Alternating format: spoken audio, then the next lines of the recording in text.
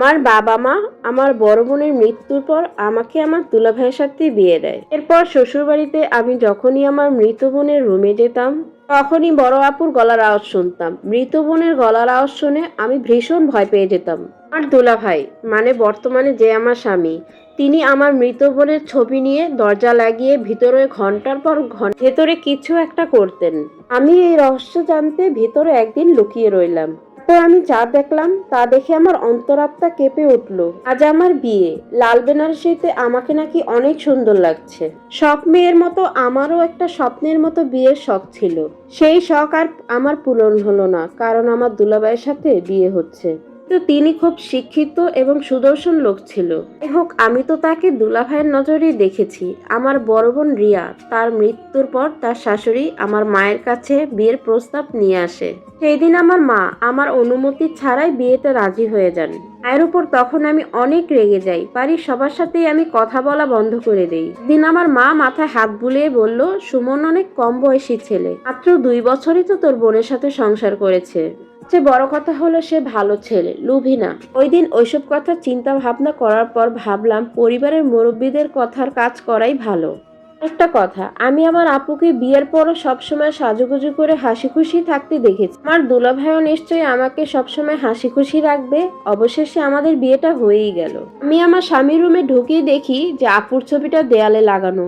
ছবিটার কাছে গিয়ে বললাম, আমার প্রিয় আপু, আমি তোমাকে সবসময় মিস করি। কথা বলেই সাজানো বিছানার মধ্যে বসলাম। আর দুলাভাই সুমন রুমের ভিতরে এসে দরজাটা বন্ধ করে দিয়ে বিছানার কাছে এসে ঠিক যেভাবে রুম থেকে এসেছিল ঠিক সেইভাবে রুম থেকে বেরিয়ে গেল। উনি রুম থেকে বের হতে আমি ঘুমটাটা তুলে দেখলাম দেয়ালে আমার আপুর যে ছবিটা টানানো ছিল সেই ছবিটা আর নেই। একা একা বসে কি করব না করব কিছুই বুঝতে পারছিলাম না। ভাবলাম সুমন হয়তো আপুর মৃত্যুর 1 বছর পরও আপুকে ভুলতে পারেনি। এখন উঠে দাঁড়ালাম, ভাবলাম সুমনকে একটু সান্ত্বনা দিই। পিছু পিছু গিয়ে দেখলাম যে সে যে রুমে ঢুকেছে তার রুমের দরজাটা ভিতর থেকেই বন্ধ। পর অবাক হয়ে গেলাম, সে একটা ছবি নিয়ে দরজা বন্ধই বা করে কি করবে। এদিকে রুমে এসে আমি ঘুমিয়ে পড়লাম। সেই দিন সকালে উঠে যখন চোখ খুললাম দেখলাম সুমন আমার বিছানার পাশেই বসে আছে আর আমার শাশুড়ি তাকে নাস্তা করতে বলছে। আমাকে ঘুম থেকে উঠতে দেখে সুমন আমাকে বলল, নতুন জীবনে নতুন সকালে স্বাগতম। এখন দেয়ালের দিকে তাকিয়ে দেখলাম আপুর ছবিটা দেয়ালের ঠিক আগের জায়গায় রয়েছে। আমার আপুর ছবিটার দিকে তাকালে মনে হচ্ছিল আমার আপু কিছু একটা আমাকে বলতে চাচ্ছে। সকালবেলা নাস্তা করার পর সুমনের কিছু বন্ধু আসলে তখন নাস্তা করার পরই বেরিয়ে গেল। এই দিন রাতে অনেক কিছুই ভেবেছিলাম, হয়তো রাতের বেলা আমরা অনেক সুন্দর সময় কাটাতে পারতাম।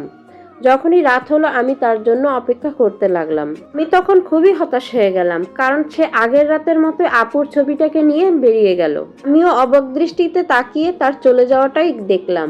আমিও তার পিছু পিছু তার সাথেই গেলাম। গিয়ে দেখি ঠিক আগের মতোই দরজা বন্ধ, কিন্তু দরজার ওপাশ থেকে সুমনের কিছু কথা আমার কানে আসতেছিল।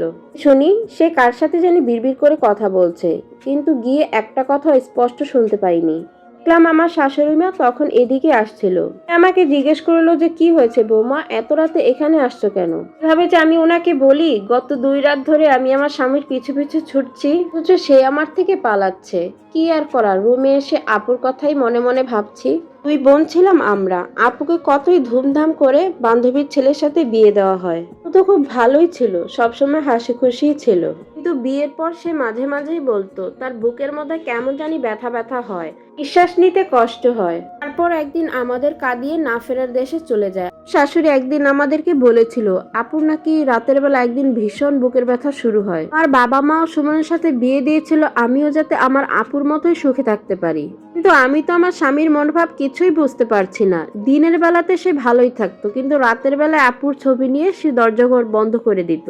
তার সাথেই বা কথা বলে সে ওই রুমে ঢুকে। আমি এসব কথা ভাবতে ভাবতেই ঘুমিয়ে পড়লাম। তখন ঘুমের ভিতরে আমি এক অদ্ভুত স্বপ্ন দেখলাম। আপু এক অন্ধকার রুমে বসে চিৎকার করে কান্না করছে। আমিও আমার আপুকে অন্ধকার ঘরেই ধরার চেষ্টা করছি, তো আপুকে কিছুতেই ছুঁতে পারছিলাম না। আপু সামনে আসছো না কেন, আমি শান্ত গলায় বললাম। আপু তখন বলল, আমাকে ঠিক তুই তখনই ছুঁতে পারবি যখন তুই আমাকে বিচার পাইয়ে দিবি। কি একমাত্র আমার আশা। কিছু জিজ্ঞাসা করতে যাব তখনই আমার ঘুম ভেঙে গেল। সারাটা শরীর ঘামে ভিজে গেছে। সেদিন রাতে আমার আর কোনো কিছুরই খেয়াল নেই। আপুর কথাগুলোই আমার কানে বাজতেছিল। আর একটা কথা বলে রাখি, আমার আপু কিন্তু খুব ধার্মিক ছিল। সুমন বাইরে যাওয়ার পর আমি ওই রুমেই চলে আসলাম। চেয়েছিলাম এই রুমের ভিতরে কি বা রয়েছে। রুমের ভিতরে দেখি একটা ওয়ার্ড্রপ আর সোফা ছাড়া কিছুই নেই, আর সাথে একটা আলমারিও ছিল। আর আলমারির দরজাটা খুলেই আমি যা দেখলাম সেটা দেখে আমি জ্ঞান হারিয়ে ফেলেছিলাম। ভিডিওটি ভালো লাগে থাকলে আমার পেজটা একটু ফলো দিয়ে দিবেন আর ইউটিউব চ্যানেলটা সাবস্ক্রাইব করে দিবেন। আশা করি ভালো থাকবেন, সুস্থ থাকবেন। আবার নিয়ে আসবো নতুন একটি ভিডিও আপনাদের মাধ্যমে। তো আজ এই পর্যন্ত, আল্লাহ হাফেজ।